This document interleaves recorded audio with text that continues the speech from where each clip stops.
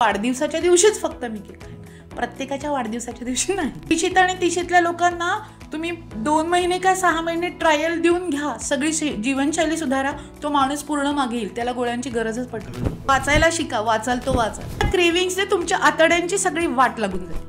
ह्या क्रेविंग्स टाळायच्या असतील तर आपल्याकडे गट ब्रेन नावाचे ॲक्सिस म्हणतो आपण, की जे खाल्ल्यानं तुमचं मन पण समाधान झालं पाहिजे, तुमचं पोट पण भरलं पाहिजे. हे चालू आहे, पण हे मोबाईलमध्ये चुकतंय. सिग्नलिंगच प्रॉपर देत नाहीये तुम्ही त्याला. प्रत्येक सेंटेन्स जे बोलतीये हे प्रूव्ह करून दाखवलेलं आहे, त्याच्यामुळे तुम्ही त्याच्याबद्दल अजिबात शंकाच घेऊ नका.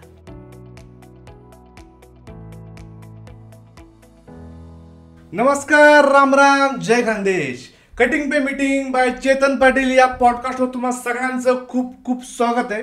मित्रांनो, आज आपल्या सोबत आहेत डॉक्टर प्रणिता अशोक. मॅडम, तुमचं खूप खूप स्वागत आहे. धन्यवाद. मित्रांनो, आलेल्या पाहुण्यांचा परिचय द्यायचा झाल्यास ते MBBS आणि MD आहेत, सोबतच न्यूट्रिशन आणि मेटाबॉलिझम यात त्यांनी PhD केलेली आहेत. अर्थात आहार तज्ज्ञ आज आपल्या सोबत आहेत. येस. तर मॅडम, चहा घेऊयात आणि हेल्दी गप्पांना सुरू करूयात. चहा आणि हेल्दी गप्पा. किती लोचेल लोकांना. म्हणजे आम्हाला सुद्धा गरज आहे की मी हेल्दी चहा कसा करू शकतो.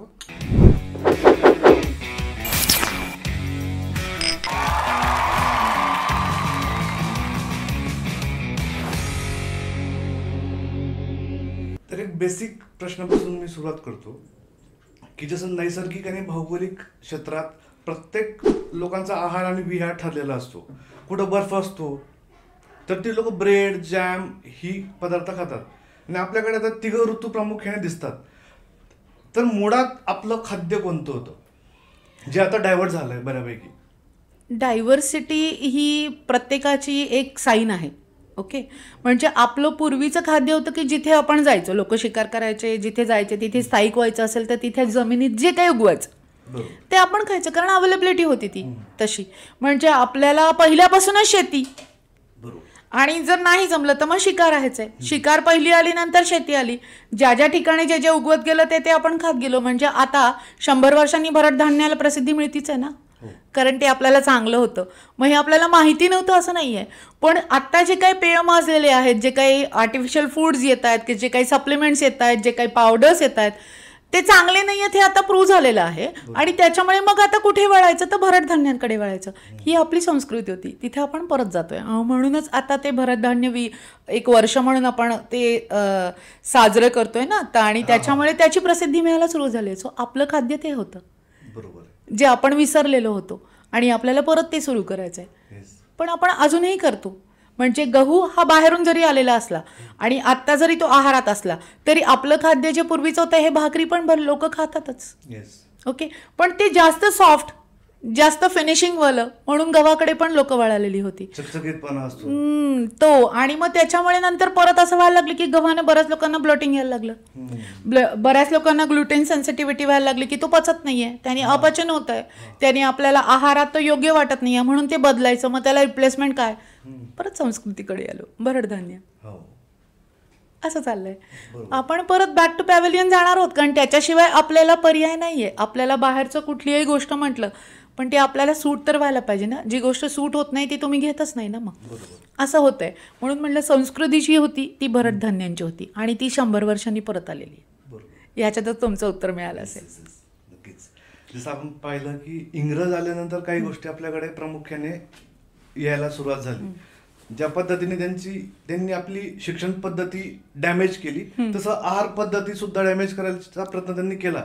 चहा आणला, त्यात आपण आपलं दूध घुसवलं, बरोबर, आणि मग अमृतुल्य पर्यंतचा प्रवास आपण केला. हे काय उदाहरणच आहे ना. मी म्हणजे आमचा चहा तसा नाहीये, आयुर्वेदिक चहा आहे असं तुम्ही म्हणाल, पण दिसताना दुधाचे ज्या दिसतच आहे की तिथे. हा, म्हणजे आम्ही सुद्धा त्यात, कारण ती जी आपल्यावरती जे पगडा बसलाय ना तो इतका सोप्या पद्धतीने नाही जाणार आहे. आणि चहा चुकीचा नाहीये, मी प्रत्येकाला सांगते.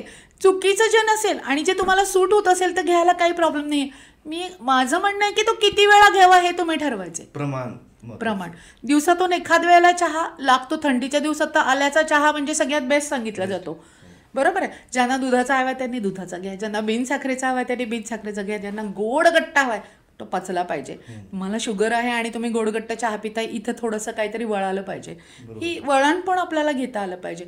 सगळंच त्यांच्याकडून मिळालेलं चुकीचं होतं असं नाहीये, पण जे चांगलं आहे ते ऍक्सेप्ट करा, जे नाहीये ते सोडून द्या. म्हणजे तुम्ही ब्रेड बटर म्हणताय, बाकीची त्यांची संस्कृती आहे की जॅम्स आहेत, ब्रेड बटर आहेत, त्यांचे क्रुझोज आहेत, हे सगळं मैद्याने युक्त पदार्थांनी बनलेलं होतं, जे आपल्याला सूट होत नाहीये, ज्याच्यामुळे आपली वजनं वाढायला लागली आहेत, ज्याच्यामुळे पिझ्झा बर्गर आले, ज्याच्यामुळे ते मैद्यायुक्त जेव्हा ते व्हायला लागले, त्याच्यावरती प्रचंड चीज चुकीचं नाहीये, प्रचंड चीज हा शब्द वापरते. प्रमाण म्हणजे अति तिथं माती, असा अति तिथे माती. बस आजच्या हेडिंगला हे टाकलं तरी चालेल, अति तिथे माती. ओके, ते नका घेऊ. माझं असं म्हणणं आहे की तुम्ही घ्या ना, तुम्ही नाही म्हणत आहे, तुम्ही केक आहेत, पेस्ट्रीज आहेत, हे सगळं आहे, याचं प्रमाण ठरवा. याला एक ठराविक फ्रिक्वेन्सी की महिन्यातून एकदाच किंवा वाढदिवसाच्या दिवशीच फक्त मी केक खाईन. प्रत्येकाच्या वाढदिवसाच्या दिवशी नाही. माझ्या वाढदिवसाच्या दिवशी केक खाईल, बाकीच्यांना मी चांगलं काहीतरी हेल्दी. बरोबर. हे जेव्हा तुम्ही ठरवाल तेव्हा सगळ्याच गोष्टी चांगल्या आहेत. नाही, सेलिब्रेशन पण व्हायला पाहिजे ना. आयुष्यात जगताना काय रोजच भाकरी खाऊन जगणार आहात का? नाही, कुठेतरी चांगले दिवस. पूर्वी होतं ना, म्हणजे रोज तुम्हाला भाकरी खायला मिळायची, सणाच्या दिवशी भात व्हायचा, गोडधोड पण सणाच्या दिवशी व्हायचं, हे आपण विसरलोय.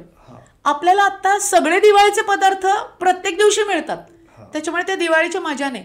ते तेव्हा का खात होते? ते वातावरण तसं होतं, ती थंडी तशी होती. तुम्हाला येस, ऊर्जायुक्त पदार्थ तुम्हाला थंडीत हिवाळ्यातच जाणार आहेत, तेच तेव्हा तुम्हाला पचणार. आता ते खायचा प्रयत्न केला तर ते तुमच्या चुकीच्या दिशेने जाणार आहे, तुमचं मेटाबॉलिझम हॅम्पर करतंय, तुम्हाला परत डिसिजेस निर्माण करतंय. त्या वेळात ते पदार्थ हे कधीही फायदेकारक आहेत, पण चुकीच्या वेळी चुकीच्या गोष्टी चुकीच्या प्रमाणात घेतल्या की तुम्हाला सगळे डिसिजेस यायला वेळ लागणार नाही. आणि म्हणूनच प्रत्येकाचं मेटाबॉलिझम हॅम्पर व्हायला सुरुवात झाली, बदलायला सुरुवात झाली आहे. आणि त्याला आपण नाव देतो, बरीच लोक त्याला नाव देतात जेनेटिक्सचं. माझे आई बाबा असे होते आणि मग मी पण तसंच असणार आहे, मला माहिती आहे मी किती कमी खाल्लं तरी मी बारीक होणार नाही, असं नाहीये. आधी तुमच्या चुकीच्या पद्धती, तुमच्या चुका ओळखा, त्या दुरुस्त केलात की तुम्ही पण योग्य माणसासारखे होऊ शकता, प्रमाणात येऊ शकता. हे आपण रोजच प्रूव्ह करतोय. बरोबर. जेनेटिकला तुम्ही जर का स्टँड घेतलात आणि त्याच्यामुळे माझं होणार नाही ही जर भावना घेतलीत तर नाही आहे तसं. सुधारल्यानंतर सगळ्या गोष्टी मागे येतात. डायबिटीस तर येतो. मी मुद्दाम उल्लेख काय करते कारण त्याला सध्या खूपच प्रसिद्धी चालली आहे आणि तिशीत आणि विषित डायबिटीस यायला लागल्यात लोकांना. आणि मग ते एकदा आले की गोळ्या.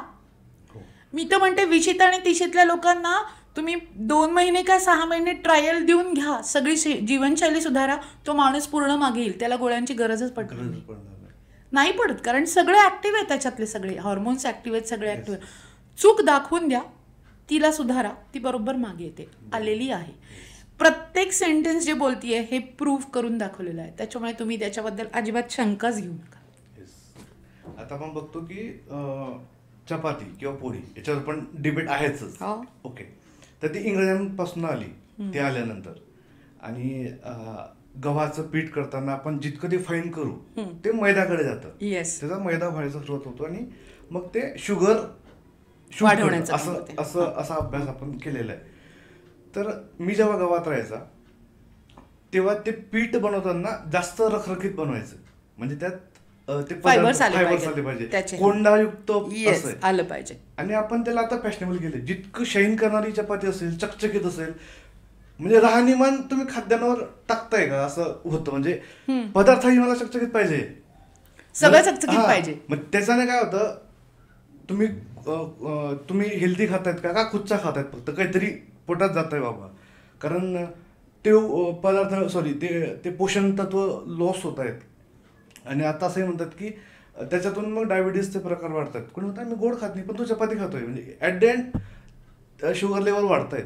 तर मग परत आपण कोंड्याकडे जायला पाहिजे का, म्हणजे त्या लेवलची चपाती खायला पाहिजे का? चपातीबद्दल जरा जास्त वाचलंय तुम्ही बहुतेक, होईल. पण आहे तो विषय आहे, असं काय नाहीये की फक्त चपाती खाल्ल्यामुळे डायबिटीस वाढतं. बरेचसे गोष्टी आहेत त्याच्यामध्ये. वन ऑफ द फॅक्टर की जे रिफाईन आटा खातात, ज्याच्यामध्ये फायबर्स कमी असतात, नॅचरली फायबर्स वाढले की तुमची शुगर लेवल वाढण्याचं जे प्रमाण असतं, जे शूट होतं ते स्लो होतं. जर तुम्ही फायबरयुक्त खाल्ली, म्हणजे चपाती खाल्ली, मैद्याची रोटी नाही, अच्छा. आता कुठेही जा तुम्ही, ज्यांना हा अवेअरनेस आला ते म्हणतात की आम्हाला व्हीट रोटी पाहिजे, मैद्याची रोटी नको, बिकॉज दे नो की त्याच्यामध्ये फायबर्स आहेत हा. आणि ते आपल्यासाठी बऱ्यापैकी चांगले आहेत. बरोबर. ओके, म्हणून फक्त पोळीला, म्हणजे मी जेव्हा डाएट सजेस्ट करते तेव्हा असं म्हणत नाही की तुम्हाला भाकरी खायची आहे. तुम्हाला जे आवडतंय, जे पचतंय, जे तुम्ही पचवू शकता ते तुम्ही खाऊ शकता. फक्त त्याच्या प्रमाणात सुद्धा तुम्हाला इकडे तिकडे केलं तर त्याचे चांगले रिझल्ट मिळतात. असं नाही आहे की तुम्ही तिन्ही वेळेला पोळीच खा. मग प्रत्येक गोष्टीला तिथे संधी द्या. म्हणजे काही पोळी खा, काही भाकरी खा, काही भात खा. असं काय नाही आहे की डायबिटीस आहे म्हणल्यावरती भात पूर्ण बंद. मी काय सांगितलं, प्रत्येक गोष्ट प्रूव्ह केलेली आहे. त्याच्यामुळे हे सगळं बिनधास्त ठोकपणे बोलू शकते की असं काहीच नाही आहे की हे नाही खाल्लं किंवा हे खाल्लं की तुमची शुगर वाढणार आहे. किती, कसं, कुठे हे सगळं ठरवा. तुम्हाला कुठल्याच गोष्टीची पाबंदी येणार नाही. बरोबर. म्हणजे आणि आपल्याला ते वाटणार पण नाही की आपण डाएट करतो. हा, हे नाही वाटायला पाहिजे. कारण हे जेव्हा वाटेल तेव्हा ते सस्टेन होणार नाही. बरोबर. ते टिकवता येणार नाही. टिकवायचं असेल तर प्रत्येक गोष्टीची चव आली पाहिजे. बरोबर. नाहीतर मग वाटतं की अरे यार आपण काहीतरी, मग तीच गोष्ट जास्त खावीशी वाटते. म्हणजे तुम्ही जर म्हटलात ना त्यांना चहा घेऊ नका, तर सारखा तो घ्यावासा वाटणार, डोकं दुखायला लागणार. बऱ्याच लोकांच्या मायग्रेन चहा देऊन बंद केल्यात मी. हो, खरंय खरंय. If you can't imagine. कारण ते चहाचं एवढं दुष्परिणाम दाखवून दिले लोकांनी युट्यूबवरती किंवा बाकीच्या चॅनल्सवरती, ज्यांना आहारातलं काही कळत नाही, आय डोंट नो, ते ऑडियन्सने तपासून घ्यावं. पण त्याचं एवढं काही पेय माजवलं की लोकांनी चहाच बंद करून टाकले. आणि मग आल्यानंतर पण ते चहा बंद झाल्यामुळे ना काय खाऊ काय नाही असं होतं. ती एक सवय लागलेली आहे बॉडीला आणि ती काही खूप मोठं नाही घ्यायचं. दिवसातून थोडीशी एक अर्धा कप घेतला तरी चालतं आपल्याला. जर तेव्हा त्या लेवलला जर चालत असेल तर ते तुमच्यासाठी दुष्परिणाम क्रिएट करू शकत नाही, हे मात्र नक्की. आता आपण लाईफस्टाईल जेव्हा फॉलो करतो तेव्हा ती किती योग्य यापेक्षा ती किती स्टायलिश, असा एक डायव्हर्सिफाय होतोय का? आता आपण 4 लोक जरी भेटलो, तू काय खाल्लं? अरे मी पास्ता खाल्ला. तू काय? मी fried rice with schezwan chutney, whatever it may be. Fancy नाव घेतलं की रेप्युटेशन वाढतंय. आणि अरे मी दुधात भाकर चिरून खाल्ली म्हणजे मी लो क्लास, असं काहीतरी. किंवा मग अरे नाही मी वेगन खातो बरं का, मला वेगन चालतं. मग हे आता पण ते तुला सूट होतंय का? सस्टेन करता येतंय का?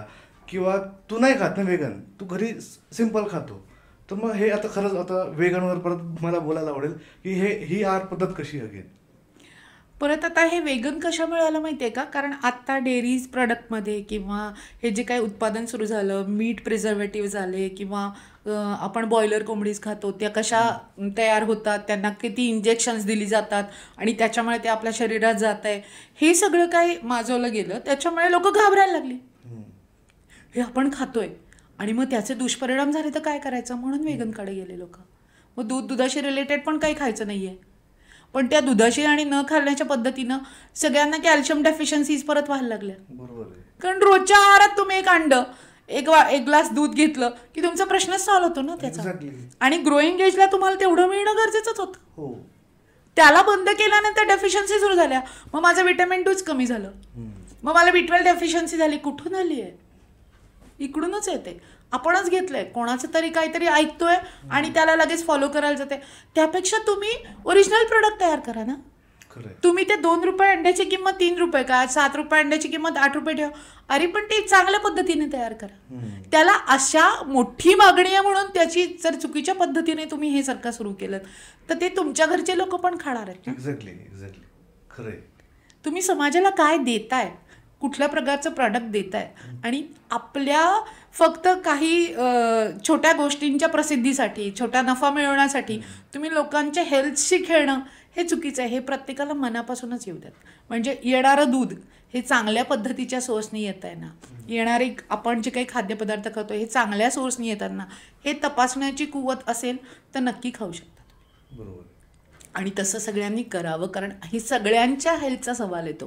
तुम्ही सगळ्या पब्लिकला, तुम्ही सगळ्या जनतेला तुमच्या हातून जे काही खाऊ घालताय हे चांगल्या प्रकारचं, चांगल्या प्रतीचं पोषण मूल्य देणारच मिळालं तर तुम्ही सगळ्यांचेच आशीर्वाद घेणार. एक नीतिमूल्य म्हणतो ना आपण, ते जर का प्रत्येकाने जपलं ना, तर हे पब्लिकला, ऑडियन्सला कुठेही फार मोठी धावाधाव करण्याची, चुकीच्या पद्धतीनं काहीतरी चुकीचं फॉलो करायचं हे येतं, हे कधीच होणार नाही. म्हणजे कॉर्नफ्लेक्स आणि न्यूटेला आणि ओट्स हे इतके आवडायला लागलेत लोकांना, पण त्याच्यात पोषण मूल्य 0 आहे. न्यूटेला तर म्हणजे मला तर वाटतं त्या एका सर्विंग साईजमध्येच तुम्हाला 12 ग्रॅम 15 ग्रॅम अशी शुगर मिळते, आणि ते तुम्ही नाश्त्याला खायचंय. ते लहान मुलांना प्रचंड आवडायला लागलंय. ब्रेडवरती, पोळीवरती रोल करून द्यायला लागले ते. पण त्याच्यात जी शुगर आहे, त्या शुगरने तुमचे सगळे पोटातले बॅक्टेरिया खलास होत आहेत ना. बरोबर. तुमची पचनशक्तीच कमकुवत होते. तुम्ही लहान मुलांना काय खाऊ घालता? थोडा विचार करा. अगेन मग तेच ना, हे जे पब्लिकला मूर्ख बनवायचे जे प्रकार सुरू आहेत डेलिबरेटली, की अरे तुमचा आहार, तुम्ही किती मूर्ख आहे, तुमचा आहार किती घाणेरडा आहार तुम्ही फॉलो करतायत. आणि ते जाहिरातमध्ये सुद्धा येतं की फक्त दूध काहीच कामाचं नाही, मग तुम्ही पावडर टाका, त्याला अजून बेटर बनवा. फक्त आजकालच्या धकाधकीच्या जीवनात फक्त दुधाने काही होत नाही. म्हणजे तुम्ही किती मागासवर्गीय आहेत आहाराच्या बाबतीमध्ये. तुम्हाला जर आत्ताच्या कॉम्पिटिशनमध्ये टिकायचं असेल तर तुम्ही बॉर्नव्हिटा किंवा जे काय असेल ते घ्यायला पाहिजे बाबा. तर हे किती योग्य आहे. आणि लहानपणापासून दूध पी, तुला स्ट्रॉंग व्हायचं ना, हे आपले संस्कार आहेत. बरोबर आहे. आणि त्यालाच कोट करून खूप इम्पॉर्टंट प्रश्न ज्याच्यावर खूप वादविवाद होतात, गावरान तूप. त्याला तर असं क्रिटिसाइज केलं जातं की तूप खातो, काही खरं नाही तुझं. म्हणजे तर ते कितपत योग्य ते पण महत्वाचं आहे. काही नाही, तुम्ही प्रत्येक गोष्टीच्या मागे लेबल वाचायला शिका. तुम्ही त्याच्यात काय खाताय, ते तुमच्या शरीराला किती योग्य आहे हे जर तुम्ही शिकलात, वाचायला शिका. वाचाल तो वाचाल. हे जे म्हणते आणि मी, ज्यांना वाचता येतं ना, त्याच्या मागचं लेबल त्यांनी वाचायला शिका. म्हणजे तुम्हाला कळेल त्या गोष्टींमध्ये तुम्हाला काय मिळतंय. ह्या सगळ्या बॉर्नव्हिटा असू देत, कॉर्नफ्लेक्स असू देत, केलॉग्स असू देत, न्यूटेला असू देत, मी ब्रँड म्हणते, त्याला सिमिलर प्रोडक्ट्स पण असतात, पेडियाशुअर असू दे, सगळ्यांमध्ये साखरेचं प्रमाण एवढं जास्त ठेवलेलं आहे की ते क्रेविंग्स तयार करतं. म्हणजे एकदा तुम्ही खाल्लं, तुम्हाला परत ते खावं असं वाटतं, पण त्या क्रेविंग्सने तुमच्या आतड्यांची सगळी वाट लागून जाते. तात्पुरतं सॅटिस्फॅक्शन आहे. हे सगळे मेंटली वर्क करणारे फूड्स येते. हे तुम्ही ते, मग तुमचं क्रेविंग तयार झालं की तुम्ही परत दुसरं पाकिट आणणार आहे. पण त्याचे तोटे काय होत आहेत हे तुम्हाला 6 महिने, 1 वर्षांनी, 2 वर्षांनी त्यांची वाढ खुंटायला लागली, त्यांच्या डेफिशियन्सीज यायला लागल्या, पोटाची सगळी वाट लागली, काही पचत नाहीये, मुलगा दुसरं काही खायलाच मागत नाहीये. असं झालं तर कसं होणार आहे? आपण पॉइझनिंग करतोय, कारण आपल्याला ते नीट माहिती नाहीये. ह्याच्यासाठी एकच गोष्ट, प्रत्येक जण जागरूक झाला पाहिजे आपण काय खातोय ह्याच्यावरती. बरोबर. ह्या क्रेविंग्स टाळायच्या असतील तर आपल्याकडे गट ब्रेन नावाचे ॲक्सिस म्हणतो आपण, की जे खाल्ल्यानं तुमचं मन पण समाधान झालं पाहिजे, तुमचं पोट पण भरलं पाहिजे. याच्यासाठी 2 गोष्टी महत्त्वाच्या. तुम्ही कोणतंही ट्रॅडिशनल खाल्लात समजा, बरोबर आहे, तेव्हा जे खाता तेव्हा इथून इथे जाण्याच्या प्रक्रियेला 10 ते 20 मिनटं लागतात. मी सुरुवात केली आहे, मी 4 वडापाव खाल्ल्यानंतर मला, किंवा मी 4 पोळ्या खाल्ल्यानंतर मला कळतं अरे आपलं पोट भरलंय. पण त्या 4 पोळ्या 5 मिनिटात खाल्ल्या तर उपयोग नाहीये. तुम्ही जेवढं स्लो इटिंग कराल, थोडं हळूहळू खाल, त्या गोष्टीची मजा घेत खाल, तेव्हा तुम्हाला लवकरच कळतं की अरे आपलं आता पोट भरलंय, आपण 1-1.5 पोळी तर सॅटिस्फाईड आहोत. वरच्या 2.5 पोळ्या कशासाठी पाहिजेत? वडापावानी बदनाम झाले, त्याच्यामुळे मी वडापावाचं परत उदाहरण देत नाही. पण असं होतं ना, तुम्ही 2 भाकरी खाल्ल्यानंतर तुम्हाला कळतं आपलं पोट भरलंय, पण ते स्लो मध्ये खाल्लं तर तुम्हाला कळलं की एका भाकरीचंच पोट भरलंय. परत सांगते, प्रूव्ह केलेलं आहे म्हणून सांगते की जी लोक पूर्वी 4-4 पोळ्या खात होती ती आता 1.5 पोळी खाल्ल्यावर म्हणतात आम्ही वेडे होतो का मॅडम? थांबलात की संपला त्या विषय. थांबताच आलं नाही तर कसं काय होणार आहे तुमचं? कारण अर्ध लक्ष तर मोबाईल मध्ये असतं. तेच सांगतेय, म्हणजे तुम्ही जेव्हा मोबाईल बघत खाता तेव्हा तुमचे जे सेन्सेस आहेत, तुमचे डोळे काय करतात त्याचं रूपरेषा बघतात, तुमचं नाक काय करतं ते स्मेल करतं, हे दोन्ही जे सिग्नल, तुमचं तोंड काय करतं त्याची चव बघतं, हे सिग्नल्स तुमच्या ग्लँड्सला सिक्रेट करतात आणि त्याच्यातून डायजेशन तयार होतं. हे चालू आहे, पण हे मोबाईलमध्ये चुकतंय. बेसिक सिग्नल चुकतंय, सिग्नलिंगच प्रॉपर देत नाहीये तुम्ही त्याला. खाली बसून खाणं तुमचा मार्ग मोकळा करतो. तुम्ही कुशावरही कुठेही बसताय, झोपताय, कसंही लोटताय आणि मग खाताय, नाही होते. प्रॉपर पद्धती दिलेल्या आहेत, ते सायन्स आहे. हे काही कोणाची शिकवणूक संस्कृतीने, हे सायन्स आहे. एवढं जरी तुम्ही फॉलो केलं तरी खूप झालं तुमच्यासाठी. आणि त्याच्यामुळेच म्हणलं ना, एक वरण भात खाल्ल्यानंतर जे काही समाधान मिळतं पोट भरल्याचं, ते तुमच्या बाकीच्या ते काय पिझ्झा बर्गर थोड्या आणि परत क्रेविंग्स तयार होतात तुम्हाला. एक्झॅक्टली. आताच्या डिस्कशनमध्ये मला एक गमतीशीर किस्सा आठवला की आधी कसं व्हायचं की जेव्हा आपण हॉटेलमध्ये जायचे तेव्हा तुम्हाला काय खायचंय हे तुम्ही डिसाईड केलेलं असायचं. आता ऍप डिसाईड करतं की तुम्ही काय खायचं. अरे हे भूक लागली, बघतो ऑफर कशावर आहे. म्हणजे ऑफर जर असेल की बाबा एक काहीतरी आहे जे अनहेल्दी आहे पण त्याचा ऑफर 50% ऑफ आहे, तर तुम्ही ते परचेस करतात पैसे देऊन. असं काहीतरी आता उलट होत चाललंय.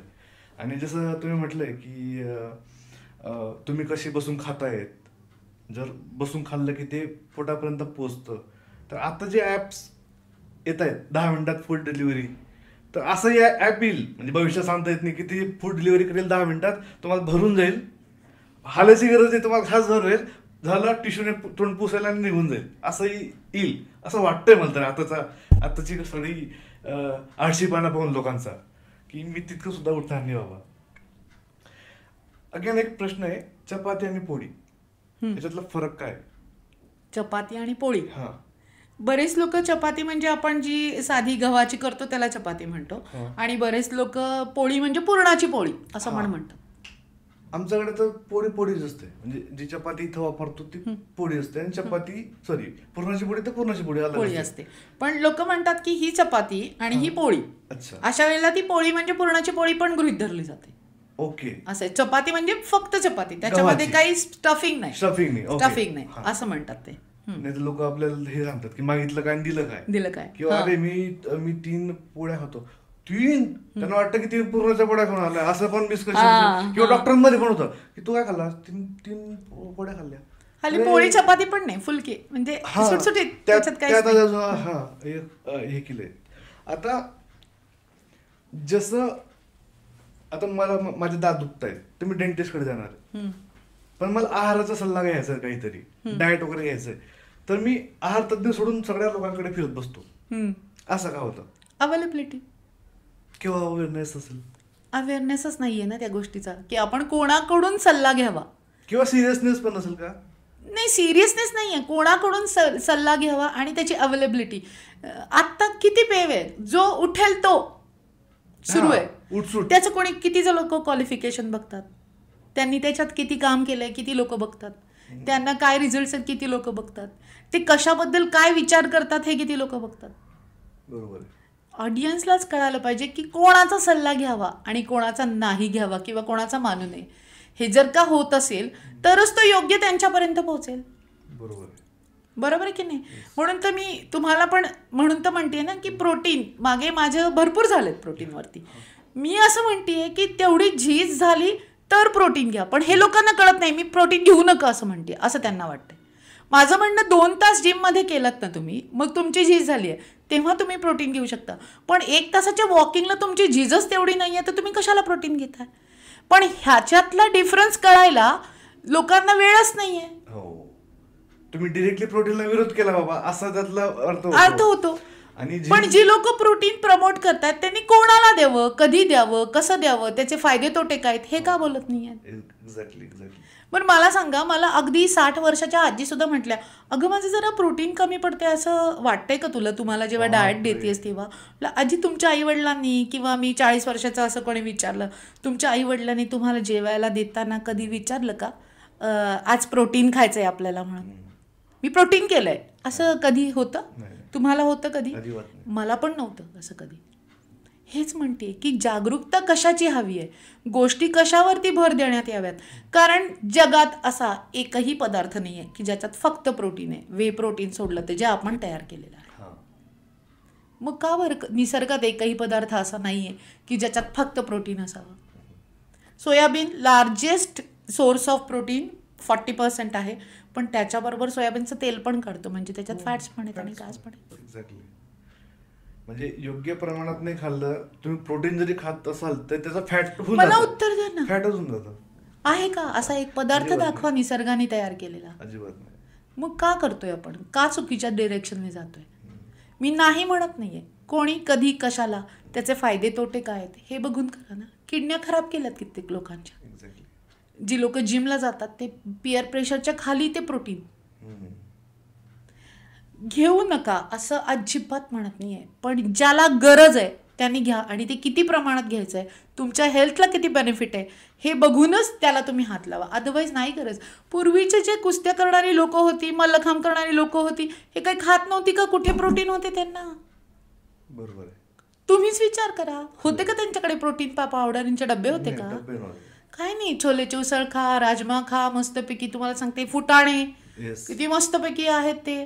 त्याच्यानंतर आता आपण पनीर आहे आपल्याकडे, त्याच्यानंतर सोयाबीन आहे आपल्याकडे.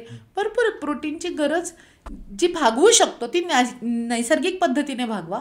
त्या उपर लागली तर बघा, पण एवढी झीज करत नसाल तर त्याची गरजच नाही आहे ना काही. तुमचे गोल लक्षात घ्या की तुम्हाला काय अचीव करायचंय. जर ॲथलीट असाल तर तज्ज्ञांकडनं सल्ला घ्या आणि त्या योग्य प्रमाणात. विकनेस, चिडचिड असं जर का काही झालं, भूक झाली, तर तुम्ही प्रोटीन खा, कार्ब खा, फॅट खा, सगळं चुकीचं आहे. पण तुम्हाला ते खाऊन छान वाटतंय, तुमची शरीर चांगलं साथ देत आहे, तुमचं वेट लॉस करणाऱ्यांच्या लोकांचं टार्गेट कम्प्लीट होतंय, पण त्यांना कुठेही विकनेस वाटत नाही आहे. तुम्हाला जे दिलंय त्याच्यात पोट भरतंय ते सगळ्यात चांगलं. तिथे मला कुठल्याही बायोकेमिकल पॅरामीटरची गरज पडत नाही. शरीरच, तुमचं मन, तुमचं शरीर, तुमचं पोट, तुमचं एकंदरीत तुमची रोजची फिलिंग जी काय हे तुम्हाला सांगते हे छान आहे, ह्यानी मला मस्त वाटतंय, ह्यानी माझं वजन पण उतरतंय आणि हे मी टिकवू शकतो. बरोबर. तरच ते टिकाऊ आहे, नाही तर कितीही वापरा टाकाऊमध्येच जाणार आहे तुमचं.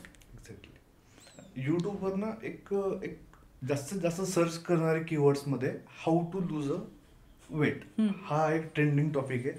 आणि म्हणूनच जास्त यूट्यूबर्स असतील, इन्फ्लुएन्सर असतील, हेल्दी कसं राहायचं याच्यावर त्यांचं नॉलेज ते वाटत असतात. पण असा रूल का नाही आपल्याकडे की ऑथराईज गोष्टींचं नॉलेज ऑथराईज लोकांनी दिलं गेलं पाहिजे. कारण कोणत्या लेवलला ही फसवणूकच आहे. इफ मला त्या गोष्टीचं नॉलेज नाही आहे की इन्व्हेस्टमेंट कशी करायची आणि मी त्याच्यावर नॉलेज देतोय, तुम्ही केली आणि तुमचं नुकसान झालं तर ते फसवणूक आहे ना. तसं मी मिसगाईड करून डाएट दिला, एखाद्याचा जीव जाऊ शकतो, त्याला आयुष्यभरासाठी अपंगत्व किंवा बाकीच्या गोष्टी डिसीज होऊ शकतात आणि त्यात पैसा लागतोच. अगेन तोही एक फसवणुकीचा एक मुद्दा आपण म्हणू शकतो. मग गव्हर्नमेंट असं का करतं? आता मी ऑपरेशन नाही करू शकत बिकॉज मला ते हक्क नाहीत, तसं मग आहार सांगायचे हक्क मला नाहीत ना. तुम्ही दाखवा ना, ही लोक आहेत, ऑडियन्स बघतात की नाही, ही लोक आहेत, यांच्याकडे डिग्री नाही आहे, यांच्याकडे कुठलीही आधीचं नॉलेज जे आहे ते इम्प्रॉपर आहे, ते जे गाईड करतायत ते चुकीचं करतायत, हे तुम्ही दाखवून द्या. अशा आहेत सुविधा आपल्याकडे की आपण त्यांच्यावर क्लेम करू शकतो आपण. हो ना. तुम्ही एखाद्या आजारावरती डाएट देता तेव्हा तुम्हाला तो आजार माहितीये का, तो कशामुळे होतोय ते माहितीये का, मग तुम्ही त्याच्यावरती उपाय काय करताय हे तुम्हाला सांगता येतं. पण तुम्ही डायबिटीससाठी ही पावडर घ्या आणि याने तुमचं हे बरं होणार आहे, हे ऐकणारा वेडा आहे ना. बरोबर. तुम्ही कोणाकडून ऐकायचं हे जर तुम्ही ठरवाल तर हे सगळे इन्फ्लुएन्सर बंद होतील, असं मी तुम्हाला अगदी स्टॅम्प पेपरवरती लिहून देते. यू नीड टू डिसाईड आपल्यावरती कोणी राज्य केलं पाहिजे. यू नीड टू डिसाईड की आपण जे खातोय हे कोणी सांगितलेलं आहे. एक्झॅक्टली. आणि तरच ते होणार आहे. म्हणून तर अजूनपर्यंत कुठल्याही प्रकारचं तेल, कुठल्याही प्रकारचा गहू, कुठल्याही प्रकारचं ब्रँड माझ्याकडे कोणीच येऊ शकत नाही. कारण मी त्यांना स्पष्ट सांगितलंय जे नॅचरल आहे, जे चालणार आहे ते मी करणार आहे. मला बाकीच्या गोष्टींची गरज नाही. मला लोकांचे जे काही आशीर्वाद मिळतात त्याच्यातून, जे काही ते डिसीज फ्री होतात, सगळं काही होतं, हेच मला पुढे न्यायला पुरेसं आहे. बाकी कशाची. आणि प्रत्येक क्षेत्रात जेन्युननेस जेव्हा तुमच्या कामात येईल तेव्हा तुम्हाला कुठल्याच प्रसिद्धीची गरज नाही. खरंय खरंय खरंय. आणि मला तर असं वाटतं की इतक्या लांब जाण्याच्या आधी त्यांना न्यूट्रिशन आणि मेटाबॉलिझमचं स्पेलिंग जर विचारलं ना तर अर्धे लोक तिकडेच थांबून जातात. पुढे जाणारच नाही. एवढंच ते सत्य आहे.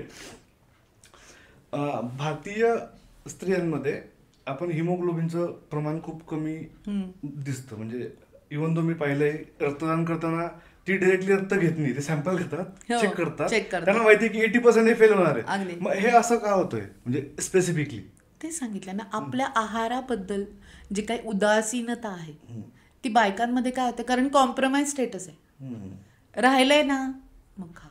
आपल्यासाठी स्वतः कुठल्या घरातली स्त्री की मी एकटी खाणार आहे आज, पण तरी पण मी व्यवस्थित माझे पोहे करून नाही, ते घरातल्यांसाठी केले तर तिला खाणं होतं. मग काय सुरू झालं सांगू का गंमत, जी लोक माझ्याकडे यायला लागली ना त्यांना हे सगळ्या प्रकारचं खाणं कंपल्सरी केल्यानंतर तिला नाही, तिच्या घरातले लोक सगळे खायला लागले. म्हणून असं नंतर निर्माण झालं की घरातल्या एकाने तरी हे करावं की जेणेकरून आपल्याला आयडियल काय आहे हे कळेल. त्याच्यासाठी ऑनलाईन कोर्सेस सुरू केलेत की तुम्हाला काय खावं, कसं खावं, किती कॅलरीज मिळतील. काउन्सिलिंग तर मी करतेच, प्रत्येक डिसीज तर करते, खाण्याचं करते, वेट लॉस करते, वेट गेन करते, PCOD सगळं करते. पण जेव्हा त्या घरातला तो एक माणूस जेव्हा फॉलो करतो, तो जेव्हा माझी फी भरतो तेव्हा त्याचं इम्पॉर्टन्स असं वाढतं. आणि मग हे मॅडमनी सांगितलं ना, हे तुला चांगलं आहे म्हणजे आम्हाला काही वाईट नसेल. घरातले सगळे लोक ड्रायफ्रूट खायला लागले.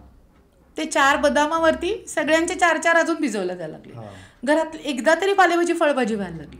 नाहीतर काही घरांमध्ये उसळीच चालतात, फक्त पालेभाजी फळभाजी चालतच नाही. ऍटलिस्ट दिवसातून एकतरी फ्रूट खा, एकतरी फ्रूट खा की ज्याच्यातले लाईव्ह एन्झाईम्स, विटॅमिन्स तुम्हाला मिळतील. ते तरी वेट लॉससाठी, चांगलं होण्यासाठी, बरं होण्यासाठी, हेल्दी आहारासाठी हे उपयोगी पडेल. हा जो अवेअरनेस आहे, हा अवेअरनेससाठी पण आपण एक कॅम्प तयार केला आहे की रोज आपण त्यांना फूड टिप्स पाठवतो, एका ग्रुपला जॉईन करून घेतो. हे सगळं केलेलं आहे आपण त्याच्यामध्ये. पण जी लोक आता फॉलो करायला लागलेत की तुमच्यामुळे माझा नाही, माझ्या सगळ्या घरातल्यांचा आहार बदललाय, कुठेतरी ती ज्योत. मग तेवढे 5 जणांचा जेव्हा आहार बदलतो तेव्हा तुम्हाला त्यांच्या आरोग्याकडे जाण्यासाठी तुम्ही तिथे मदतच करताय ना. आता किती लोक माझे व्हिडिओ बघ, लहान मुलं येतात मला भेटायला आपल्या क्लिनिकमध्ये की या मॅडमना भेटायचंय आणि मी वेफर्स बंद केले बरं का. They agree with their parents, म्हणजे पॅरेंट्स बरोबर येतात की आता काकू मी वेफर्स नाही खात, तुम्ही सांगितलं ना ते चांगलं नसतं म्हणून मग नाही खात. म्हणजे तुम्ही डिरेक्टली नवीन पिढीला तुम्ही एक आणि पॅरेंट्सना सुधारायची गरज आहे.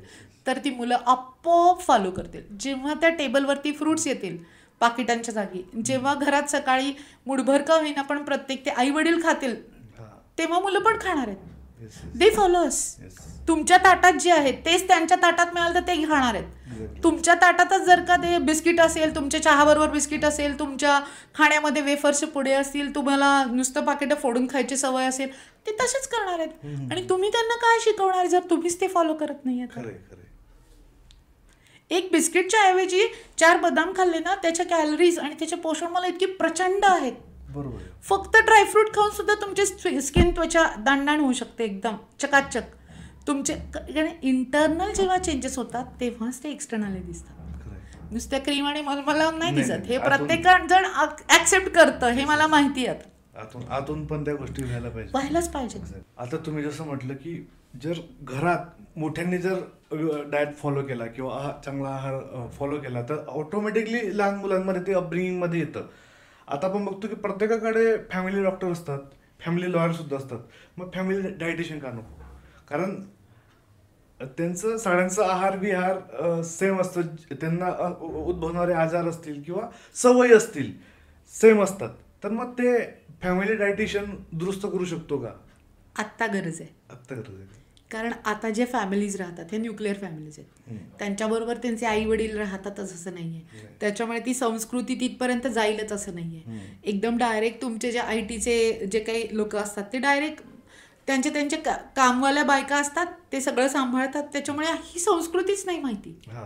अशा वेळेला फॅमिली डायटिशियनची गरज निर्माण होऊ शकते असं आता चित्र दिसायला लागलंय.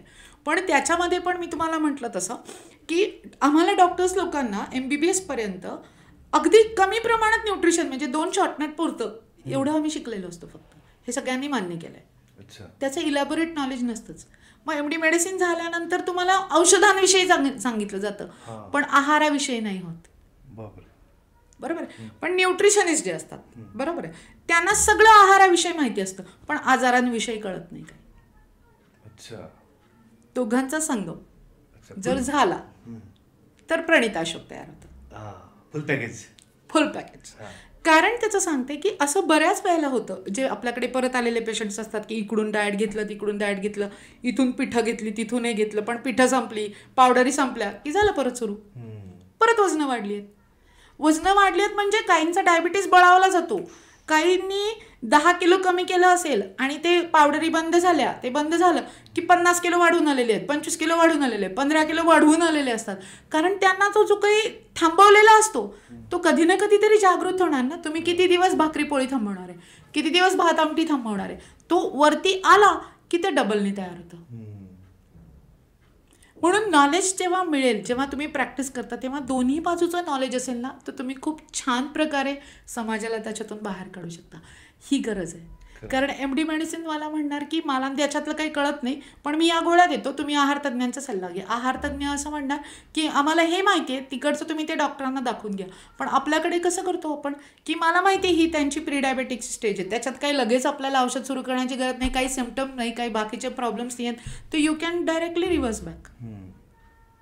11 HbA1c वय वर्ष 31 असणाऱ्या मुलाला जेव्हा जीवनशैली बदलायला लावली, तो आता 5.6 वरती आहे.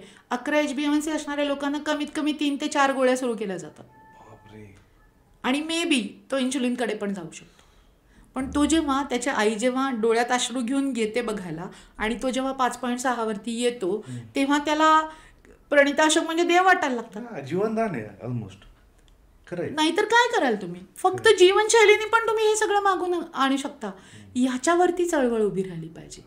प्रतिबंधात्मक चळवळ करताना तुम्ही चांगल्या गोष्टींनी डायरेक्ट करा लोकांना. मग तिथे काय करतात माहिती का, तो 11 HbA1c वाला असता आणि तो दुसरीकडे कुठे गेला असता, आधी त्याला गोळ्या सुरू केल्या असत्या. त्या गोळ्यांनी काय होतं, तो जे खातोय ते जर का बॅलन्स नाही झालं तर त्याला हायपो व्हायला लागतो, तो परत खाखा करायला लागतो, परत गोळ्यांची गरज वाढते, परत गोळ्या वाढत आहेत, HbA1c मात्र तेवढीच राहते. अगदी 1-2 कमी झाले तर नाही, पण तुम्हाला ह्या गोळ्या नाही, अजून जास्त गोळ्या लागतील, या गोळ्यांनी होत नाही, इन्शुलिन सुरू करावं लागेल, असं पण परिस्थिती आहे. पण त्याचं बेसिकली जे काही खाणं पिणं आहे, जो काही स्ट्रेस आहे, जो काही एक्झरसाईज, ह्याच्यावरती वर्क करायला कोणी धजवतच नाहीये. तिकडे वर्क करा. मग डॉक्टरांना पण देव मानायला लागतो आपण, कारण त्यांनी बाहेर काढलेलं. या गोष्टी ह्या अतिशय गरजेच्या आहेत. म्हणजे तुमचं 8 HbA1c असताना सुद्धा जीवनशैलीची तुम्ही ट्रायल घेऊ शकता. ते 7ला येत आहेत, 6ला येत आहेत, तर अजून थोडा एक्सटेंड करून त्यांना पूर्ण बाहेर काढू शकता. ना की 2 गोळ्यांच्या, 4 गोळ्यांच्या, 6 गोळ्यांच्या, 8 गोळ्या होऊन त्याचं काहीतरी होऊ शकतं. चुकीचं काही नाही आहे. त्यांना तसं शिकवलेलं आहे. आहार तज्ज्ञांना शिकवलेलं आहे की तुम्हाला फक्त ते हे द्यायचं, हे खायचं, ह्याच्यात प्रोटीन आहे, त्याच्या कार्बन, दोघांचा संगम करून ते तुम्ही नक्कीच कमी करू शकता. असं होण्याचा प्रयत्न केलात ना तर नक्कीच. म्हणजे प्रत्येक जिल्ह्यात माझ्यासारखे 100 लोक जरी तयार झाली ना, तरी मला नाही वाटत हे पेय वाजवण्याचं, हे करण्याचं, ते करण्याचं काही गरज आहे. नॅचरल गोष्टी आहोत, त्याच्यावरती क्युअर आहे आणि देवानेच दिलंय की शांत झोपा, एक वेळेला तरी एक्सरसाइज करा, जर तुमचं बाकीचं काही नसेल तर योग्य गोष्टी खा, हे देवानेच दिलेलं आहे. आणि तेच फक्त मी पसरवण्याचं काम करते. बाकी मी वेगळं काही असं फाइंड आउट नाही केलेलं.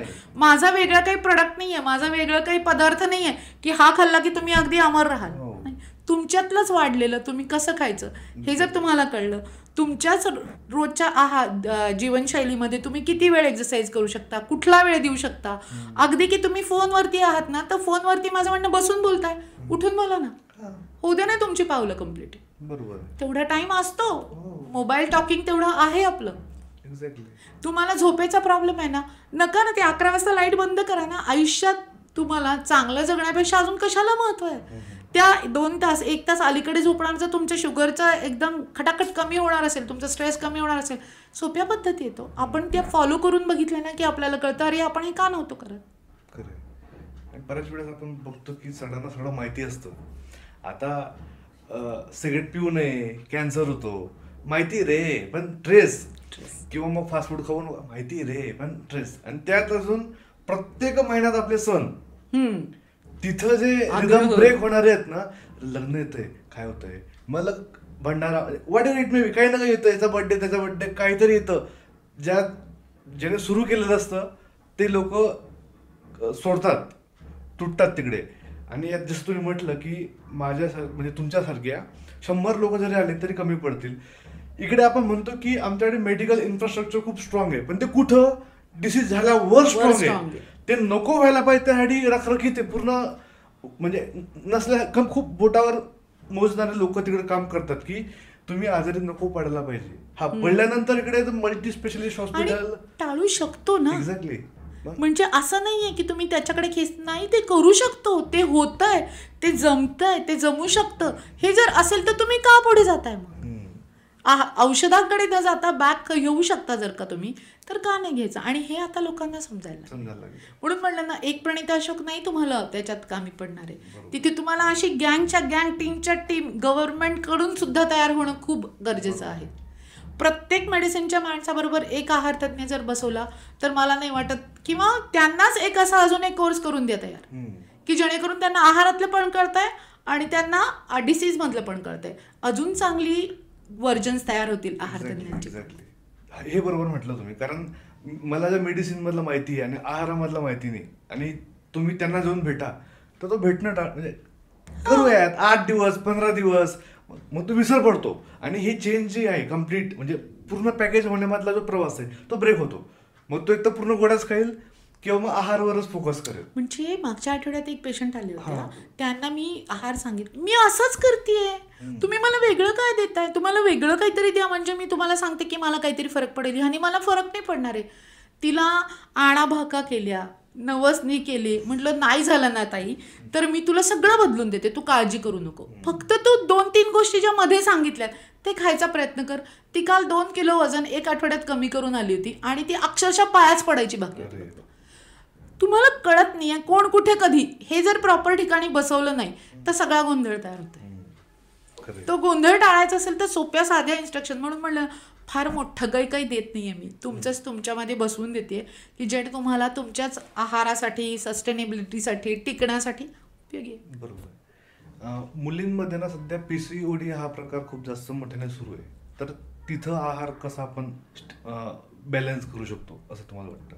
करिअर ओरिएंटेड सगळं सुरू झालंय हे आता. मुली करिअर ओरिएंटेड, बरोबर आहे. नीट 10वीला गेले की कॉलेजचं टेन्शन, कॉलेजला आलं की ह्याचं टेन्शन, ह्याच्यामध्ये मेरिट पाहिजे, त्याच्यामध्ये मेरिट पाहिजे, अभ्यासासाठी बसणारं, बैठक सुरू झाली की बोंब, रात्रीचं जागरण, बरोबर आहे. म्हणजे तुमचा व्यायाम नाही, तुम्हाला धड खाणं नाही, तुमचा स्ट्रेस लेवल वाढवून ठेवायची, PCOD येणारच ना. कारण याच्यातून सगळं खाण्याचं तंत्रच बिघडून जातंय सगळं. या गोष्टींना फक्त मागे न्या, म्हणजे करा, अभ्यास करा, करिअर करा, काही प्रॉब्लेम नाही, पण त्याच्याबरोबर तुमच्या आहार विहार म्हणजे व्यायाम, तुमचा स्ट्रेस ह्याच्याकडे पण तेवढाच वेळ गेला पाहिजे, तर त्याचा इफेक्ट पण जास्त छान येईल. त्या समाजाला काय शिकवणार आहेत मग तुम्ही? जर का असे ढोलेच्या ढोले डॉक्टर तयार केले, तुम्हाला डॉक्टरांना शुगर आहे, डॉक्टरांना डायबिटीस आहे, तुम्हाला स्वतःचं मेंटेन करता येत नाही, मग तुम्ही शिकवणार काय? तुमचा चेहरा चांगला असेल तर तुमचं सगळं ऐकणार आहेत ना लोक. मग त्या लोकांसाठी तुम्हाला ती म्हणजे आई वडिलांना कळायला, अरे हिला 1 तासभर तरी आपण वॉक करायला घेऊन दिलं पाहिजे, हिला झोपायचं काम आहे, तू रात्री जागरण न करता अभ्यास कर. बरोबर. जर रात्री जागरण झालं तर दुपारी 1 तासभर तरी झोप. पण इतकं शेड्यूल पॅक असतं, टाईट असतं की आपण कशाकडेच लक्ष देत नाही, फक्त माझा मेरिटवरती नंबर कसा येईल ते नंतर पाहून घेऊ आपण. मेरिट सेट झालं, नंबर लागला आणि पाहिजे ते मिळतंय, कष्ट नाही करावे लागत आहेत काही. आजच्या मुलांना काय कष्ट करावे लागत आहेत? मम्मा मला हे मागवायचंय, ते मागवलं, संपलं काम, पैसा आलाय, बरोबर काय? पण कशाचा कुठे कसा वापर करावा, आपण कुठे नेतोय आपल्या पिढीला, आपल्या मुलांना आपण किती चुकीच्या डायरेक्शनने वळवतोय, त्यांना त्या गोष्टींचं खरंच कळतंय का, त्याचा फायदा होतोय का? सगळी 11 ते 15च्या वर्षातली सगळी जाड मुलं मम्मा सांगते तेच खावं लागेल. आज आमच्याकडे पोहे नाही होणार, आम्ही आज मॅगी केली होती, मुलं काय करणार? खातील दुसरं काय. ते अपब्रिंगिंग जसं तुम्ही म्हटलं, प्रत्येकाने तपासून बघा आपण कसं वागतोय. मग तुम्ही त्यांच्याकडून काय, लहान मुलांना घेऊन येणाऱ्या आया पण जाड असतात, पण ह्याचं जरा कमी करून द्या, अरे तुमचं बघा ती तुझं कमी करायला लागले त्याचं ऑटोमॅटिक कमी होईल. बरोबर आहे. तुझ्याकडे बघूनच, तुमच्याकडे बघून ते तुम्हाला फॉलो करतील. खरंय. जसं तुम्ही आता डॉक्टरांचं पण म्हटलं ना की त्यांच्याकडे गेल्यानंतर कॉन्फिडन्स यायला पाहिजे, नाहीतर तो कॅबिन मध्ये ज्यांना डिप्रेशन घेऊन येईल, अरे बापरे तोच ओबीस आहे बाबा, तो काय आपल्याला बरं करणार आहे किंवा तो काय आपल्याला नाही, असं पण नाहीये. म्हणजे मी असं म्हणत नाहीये की त्यांनी एकदम त्यांना टकाटक असं नाहीये, पण त्यांच्याकडे बघितल्यानंतर तो कॉन्फिडन्स यायला पाहिजे की हा माणूस आपल्याला बरं करू शकतो. म्हणजे माझ्याकडे जेव्हा केबिनमध्ये लोक येतात, बास 50% काम इथेच झालंय, आता आम्हाला पुढचं फक्त तुम्ही सांगाल ना ते आम्ही फॉलो करतो, जिंकले तिथेच आपण लढाई. तुम्हाला तेवढा विश्वास निर्माण करता आला पाहिजे लोकांमध्ये की हे आपल्याला बरे करू शकतात. त्याच्यासाठी तुम्हाला तिथे मेहनत घ्यायची, स्वतः ते तयार करायचे, स्वतः आपल्याला तसे रिझल्ट आले पाहिजेत, आपण लोकांपर्यंत कन्व्हिन्स करू शकलो पाहिजे ते की मी आजपासून आतापर्यंत मी असा होतो, पण तुम्ही म्हणताय ना चालणार म्हणजे चालणार.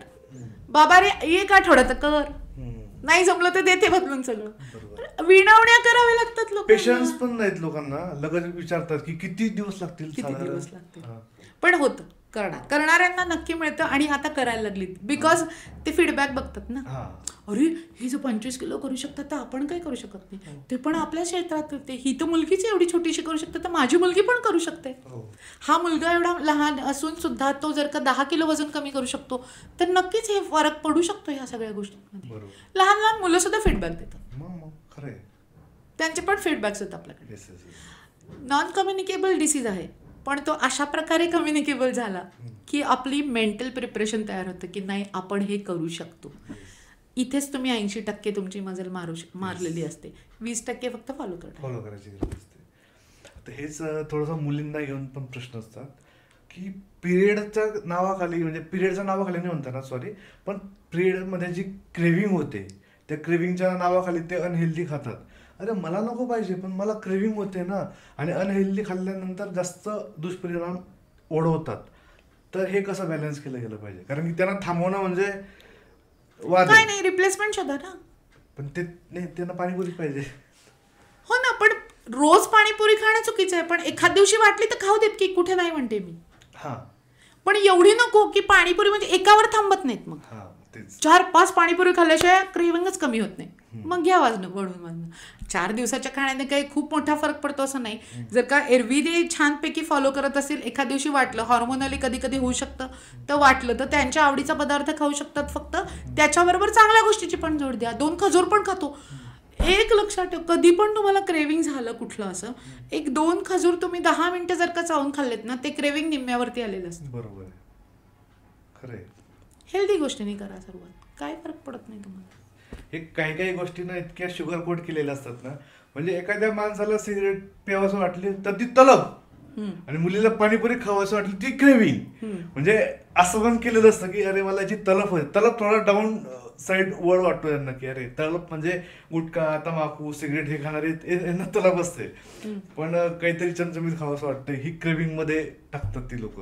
असं म्हणजे मी भांडतो घरी की तलब आहे, तलब नाही रे, क्रेव्हिंग. सगळे घरचे प्रयोग चालू आहेत. हा, घरचे प्रयोग चालू आहेत. नंतर पॉडकास्ट आल्यावर मला थोडस येणार प्रॉब्लेम तुम्हाला.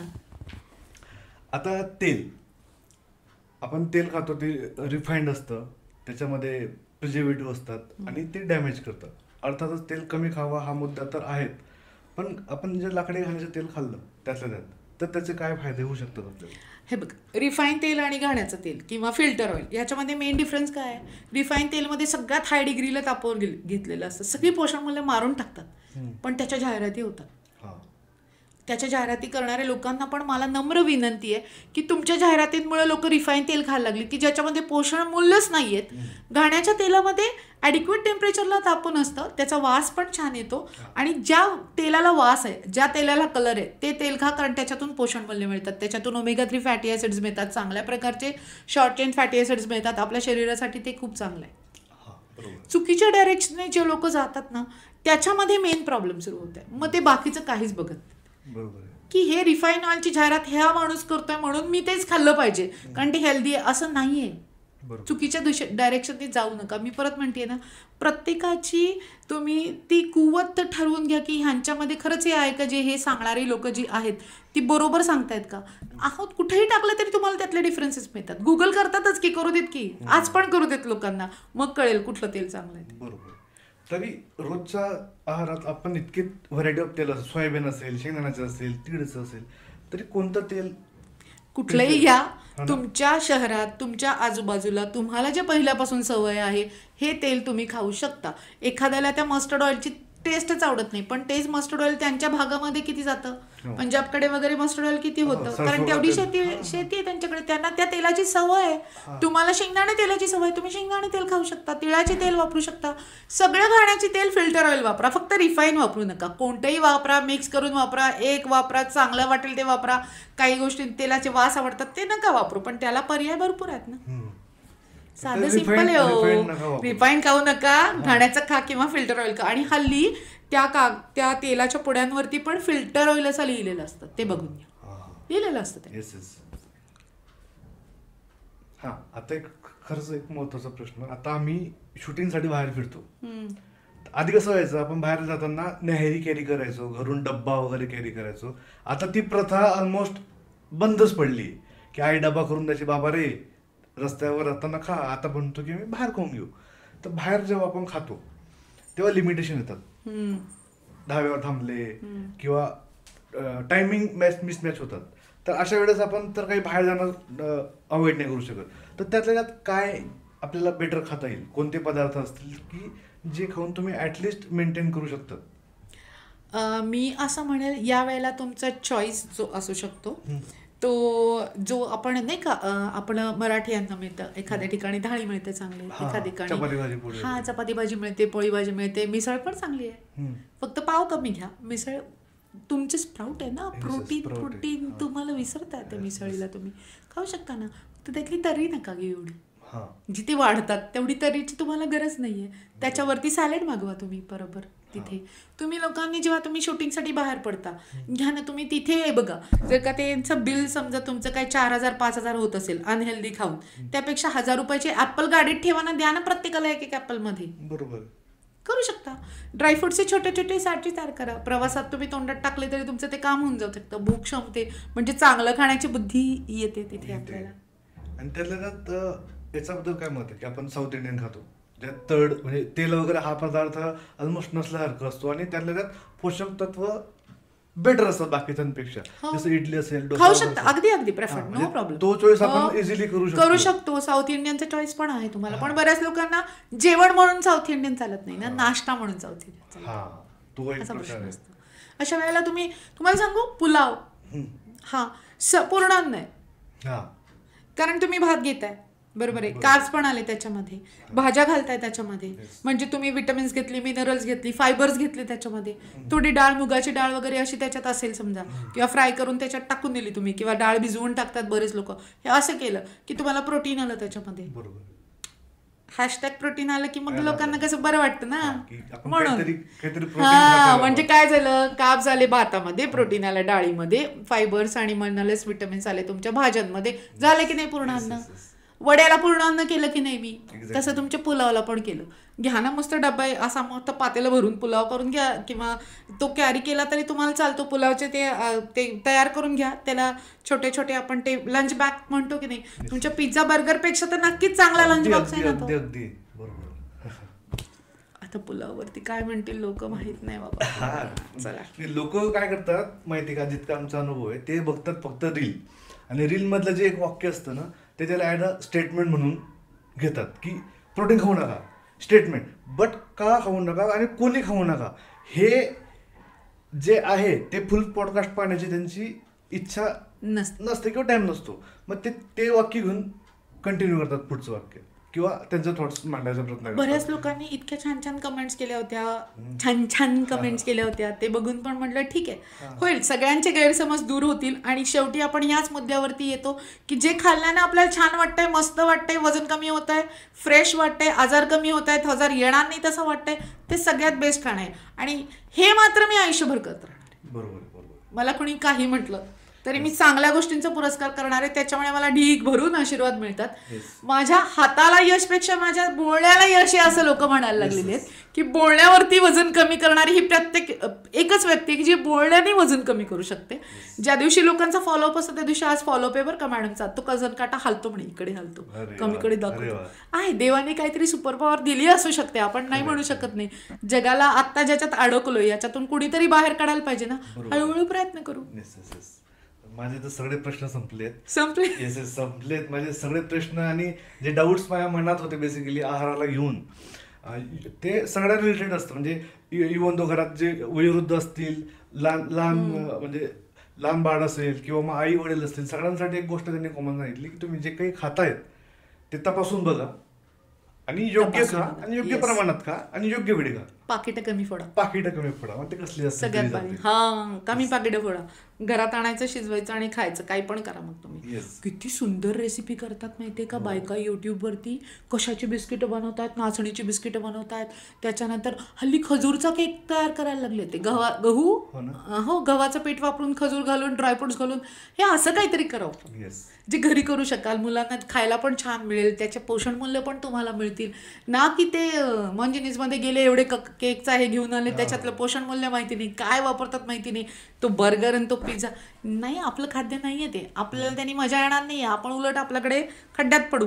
खड्ड्यात पडायच्या आधी जर समजा मी तुम्हाला सांगितलं की 40 मीटरवरती तुमचा खड्डा आहे, तुम्ही तरी पण जाऊन पडाल का खड्ड्यात? मग मी सांगते ना कुठपर्यंत खड्डा आहे. फक्त डोळे उघडे तुमचा बस. आता मागे ना मी पाहिलं की रागी खूप ट्रेंड करतं मध्येच, की कोणतरी सांगितलं आणि रागी एकदम ट्रेंड मध्ये येतो आणि लोक रागीच्या मागे एकदम धाव सुटतात. तर रागी म्हणजे नाचणी ना. ओके.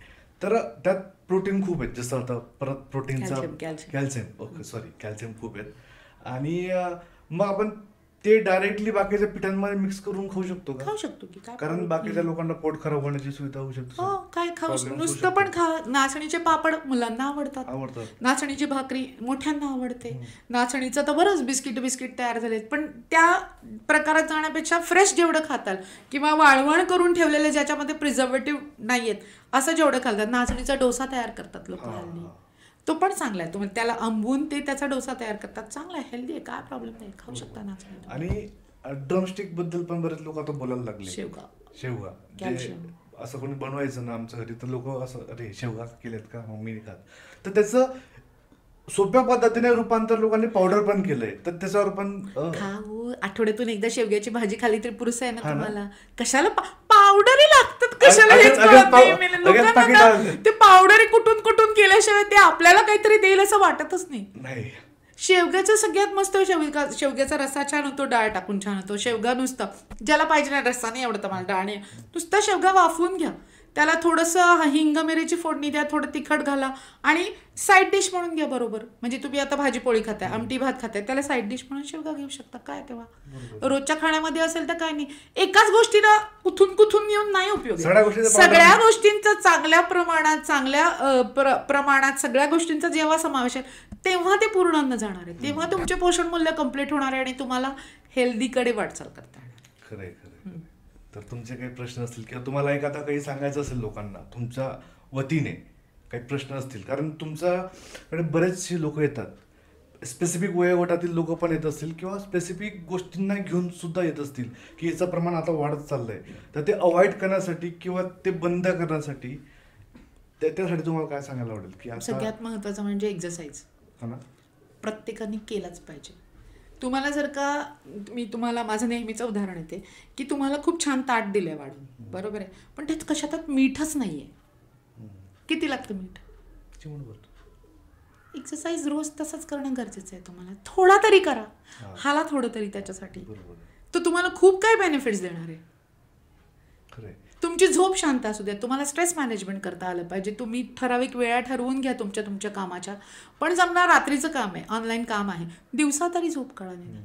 दिवसा घर सांभाळायचं आणि रात्री जागरण करायचं, त्या बाईच्या हेल्थची पार वाट लागून जाते. आणि ह्याच्यासाठी जे कॉमन आहे, जे सगळ्यांना माहिती असणं पाहिजे, हे टिप्समध्ये देते. त्या टिप्सला एकत्र करून काही ब्लॉग्स लिहिले, ब्लॉग्सला एकत्र करून आता परवाच पुस्तकाचं उद्घाटन केलेलं आहे, आहार हेच औषध. आणि त्याचं आत्ता पहिली आवृत्ती म्हणजे प्रकाशनाच्या दिवशीपर्यंत पहिली आवृत्ती संपलेली आहे, दुसरी उपलब्ध आहे आता. हे आपलं पुस्तक आहे, आहार हेच औषध, हे पुस्तक काढलेलं आहे. ज्यांना काहीच जमत नाही त्यांनी वाचायचा प्रयत्न करा, त्याच्यातून काही शिकलात तर तेवढंच मला पुण्य पदरी पडेल, लोकांचं वजन कमी करायला, त्यांना आजारातून बाहेर पडायला. आणि हे पुस्तक Amazonवर उपलब्ध आहे. आणि खाली त्याची लिंक मेन्शन केलेली आहे, तुम्ही जा, नक्की परचेस करा. आणि अपार्ट फ्रॉम दॅट तुम्हाला काही अडचण असेल, काही प्रश्न असतील तर मॅडम तुमचा पत्ता, नंबर हा सुद्धा मेन्शन केलेला आहे. आणि आहारासाठी एक वेळ काढा आणि डॉक्टरना व्हिजिट करा, इन डिटेल ते तुम्हाला त्यांचा डाएट प्लॅन वगैरे बनवून देतील. नक्की देतील. जे जमणार नाहीये ते नक्की माझ्यापर्यंत या, पण जे सोप्या गोष्टी ते झोपताय ते आधी ट्राय करा. येस. आणि हे घरातल्या प्रत्येकाने वाचावं असं एक पुस्तक आहे, तर डेफिनेटली आपल्या घरात हे पाहिजेच. म्हणजे ऍटलिस्ट आपण योग्य गोष्ट फॉलो करतो आहोत की नाही हे तरी तुम्हाला घरच्या घरी कळतं, क्रॉस चेक कळतं, करता येईल. कळतं. बरोबर.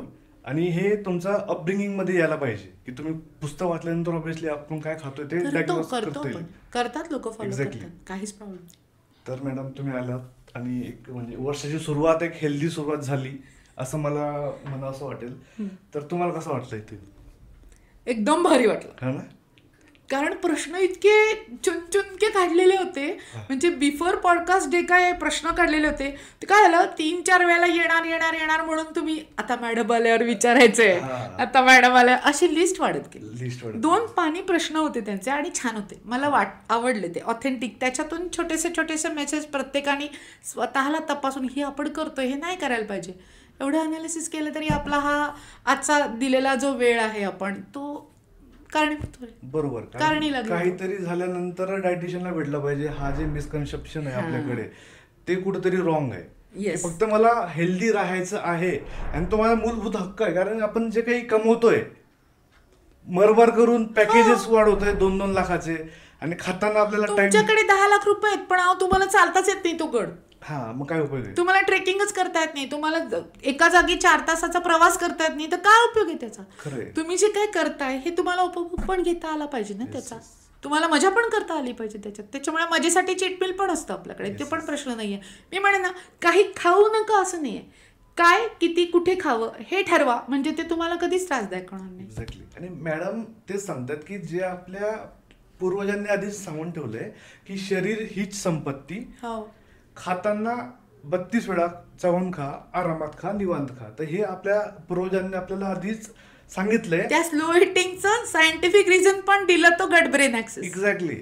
तर आपण मागासलेलो न होतो, आपण मिसडिरेक्ट केले गेले. म्हणजे आपलं brain wash, I don't know त्याला काय वर्ड असेल, किंवा आपण आणि लोकांना चांगलं हे नेहमी आवडतं ह्याची मला खात्री. एक्झॅक्टली. तर मी परत या पॉडकास्टच्या वतीने प्रभूचरणी प्रार्थना करतो की अशी सेवा तुमच्याकडनं लोकांची होत राहो आणि हे नवीन वर्ष लोकांनी जास्तीत जास्त अवेअरनेस हेल्थ बद्दल त्यांच्या डोक्यात येणार आहे डेफिनेटली. आणि पॉकेट फूड हे अवॉइडच करतील लोक. आणि या विषयासाठी मला इथे बोलवलं, त्याच्यावरती गहन चर्चा झाली आणि जे काही लोकांना याच्यातून कळणार आहे, त्याच्यातून त्यांना जे काही फायदा होणार आहे, त्यासाठी मी तुमची, चेतन पाटील सरांची आणि त्यांच्या टीमची नक्कीच आभार.